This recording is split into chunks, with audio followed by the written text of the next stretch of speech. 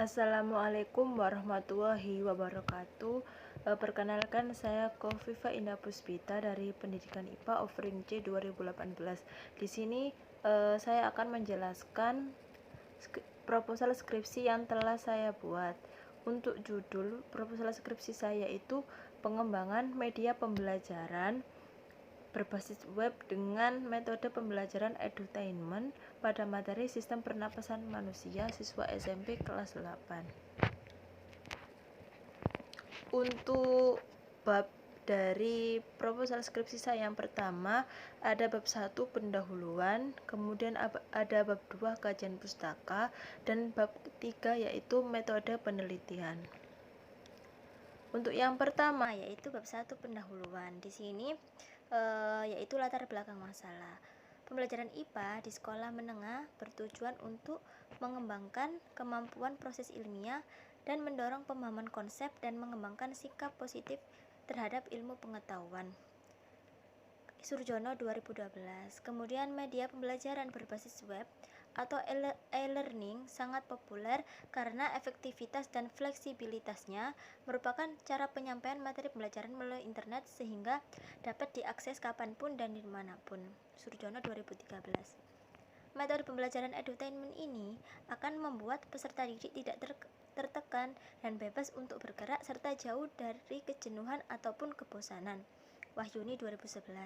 Dalam penggunaan multimedia dalam sumber belajar akan memberikan keuntungan bagi peserta didik dan pengajar ataupun guru. Maran 2011. Selanjutnya, untuk rumusan masalah di sini saya ada. Yang pertama, bagaimana merancang media pembelajaran mata pelajaran IPA SMP kelas 8 materi sistem pernapasan manusia berbasis web. Kemudian bagaimana deskripsi materi pada media pembelajaran berbasis web untuk materi sistem pernapasan manusia mata pelajaran IPA SMP kelas 8. Kemudian bagaimana mengembangkan media pembelajaran berbasis web yang memenuhi syarat kepraktisan dan keefektifan. Nah, untuk kegunaan penelitian ini ada manfaat teoritis dan manfaat praktis. Untuk manfaat teoritis akan digunakan untuk mewujudkan model pembelajaran edutainment dengan media pembelajaran yang berbasis web dalam materi sistem pernapasan manusia kelas 8 IPA SMP, sehingga nantinya siswa itu tidak bosan dalam mengikuti pembelajaran karena dengan model pembelajaran edutainment ini siswa akan terhibur. Kemudian untuk manfaat praktis ada 4. Yang pertama, bagi jurusan Prodi Pendidikan IPA, diharapkan dapat dijadikan dokumentasi topik-topik skripsi bagi mahasiswa Prodi Pendidikan IPA yang mengambil tema berbasis web. Kemudian untuk bagi guru, diharapkan dapat memberikan wawasan dan motivasi bagi guru untuk meningkatkan proses berkarya dan dalam media pembelajaran. Untuk bagi peneliti, diharapkan peneliti dapat mengetahui dan memperoleh tambahan ilmu pengetahuan serta pengalaman dari permasalahan yang dihadapi selama penelitian yang dilakukan. Kemudian yang terakhir bagi pihak lain diharapkan dapat bermanfaat untuk dijadikan sebagai tambahan pengetahuan dan bahan pertimbangan untuk penelitian selanjutnya. Selanjutnya yaitu asumsi penelitian. Di sini asumsi penelitian ada 3. Yang pertama, merancang media pembelajaran mata pelajaran IPA SMP kelas 8 materi sistem pernapasan manusia berbasis web dengan menggunakan CMS WordPress dengan fitur game, video, dan kuis. Kemudian untuk deskripsi materi pada media pembelajaran berbasis web untuk materi sistem pernapasan manusia mata pelajaran IPA SMP kelas 8 ini sangat singkat dan jelas serta dapat menciptakan pembelajaran yang menyenangkan dan tidak bosan. Kemudian media pembelajaran berbasis web ini dapat membuat peserta didik belajar lebih mandiri dan dapat dilakukan kapanpun dan dimanapun. Selanjutnya yaitu bab 2, kajian pustaka. Yang pertama, apa sih pengertian pembelajaran? Di sini pembelajaran adalah satu proses yang panjang agar dapat mencapai hasil yang lebih dan terjadi interaksi antara siswa dengan lingkungan belajarnya, baik itu dengan guru, temannya, alat, media pembelajaran, dan sumber-sumber belajar yang lain. Rusman 2012. Kemudian untuk pengertian media pembelajaran ini yaitu media yang digunakan dalam suatu kegiatan pembelajaran, yaitu meliputi alat bantu guru atau dosen dalam mengajar dan sebagai sarana pembawa pesan dari sumber belajar ke penerima pesan belajar, yaitu peserta didik ataupun mahasiswa. Arsa 2013.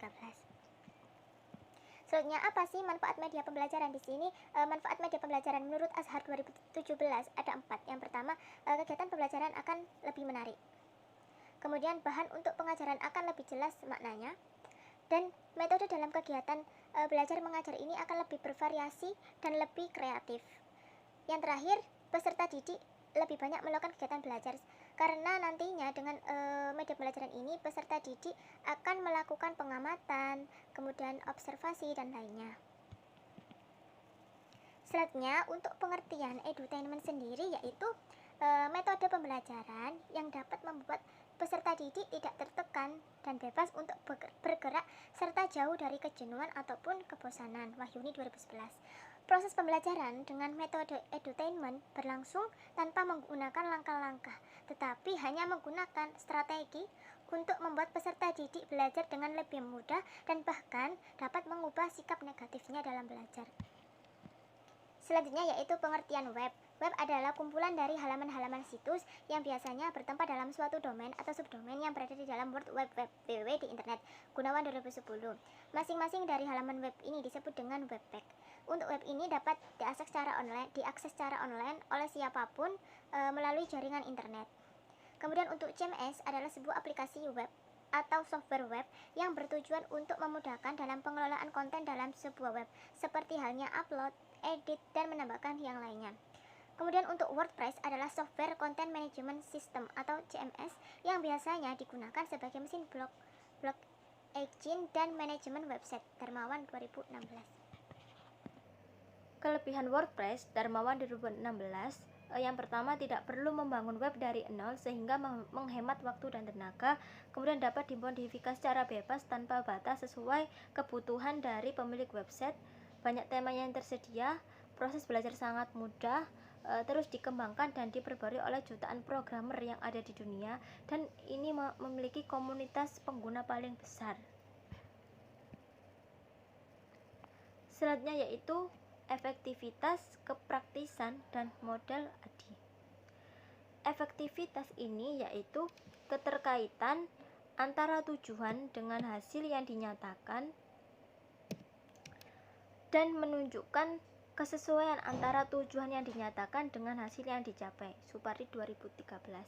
Penggunaan media pembelajaran ini dapat diharapkan dapat membantu seorang guru untuk mencapai tujuan pembelajaran.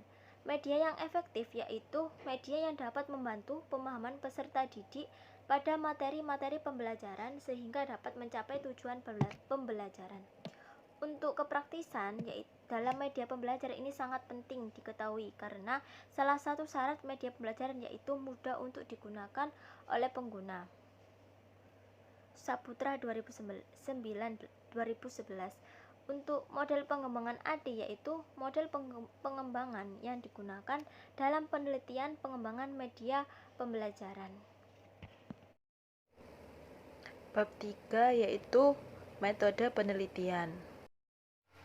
Pada bab 3 metode penelitian ini ada rancangan penelitian yang terdiri dari pendekatan dan metode penelitian. Untuk pendekatan penelitian ini saya menggunakan kualitatif dan kuantitatif. Kemudian untuk metode penelitian ini menggunakan penelitian pengembangan. Dikarenakan untuk menghasilkan suatu produk baru dalam menguji keefektifan dan kepraktisan produk tersebut. Kemudian untuk model pengembangan menggunakan ADI dan untuk prosedur pengembangan ini pertama yaitu menganalisis masalah, kemudian mendesain media pembelajaran berbasis web yang terdiri dari perancangan desain produk, menyusun materi soal dan kunci jawaban, kemudian mendesain perangkat yang digunakan. Untuk pada tahap pengembangan media pembelajaran berbasis web yaitu membuat halaman web, kemudian melakukan validasi media pembelajaran berbasis web. Jika ada revisi, melakukan pengulangan, jika tidak, dilakukan uji coba media oleh guru dan siswa. Jika ada revisi, maka akan dilakukan pengulangan, jika tidak, maka terciptalah produk akhir media pembelajaran berbasis web ini. Kemudian untuk data penelitian ini menggunakan kualitatif dan kuantitatif. Kemudian sumber data yaitu siswa kelas 8 SMP Negeri 5 Gresik. Kemudian untuk cara pengumpulan data dengan observasi, wawancara, kuesioner, dan dokumentasi. Untuk instrumennya pedoman observasi, pedoman wawancara, pedoman kuesioner, dan pedoman dokumentasi. Untuk cara memvalidasi ini dilakukan dengan cara membubuhkan tanda checklist pada angkat validasi produk media yang dibuat. Untuk analisis data menggunakan analisis data kuantitatif dan kualitatif.